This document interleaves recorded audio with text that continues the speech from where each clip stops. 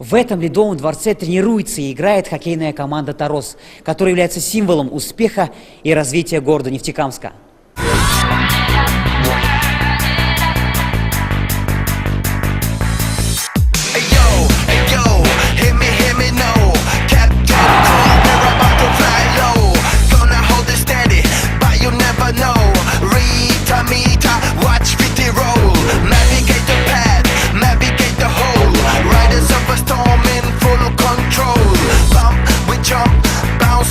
В преддверии матчей плей-офф высшей хоккейной лиги проходила пресс-конференция. В преддверии плей-офф и есть, наверное, результат. 5 домашних хорошо сыгранных матчей. Хотели спровоцировать немножко наших болельщиков на инициативу, чтобы не от нас только исходило, что вот мы хотим сделать это, а чтобы они были тоже инициативны в своих пожеланиях. А мы в любом случае поддержим, какие-то свое внесем. Но результат будет тогда, когда он будет совместный.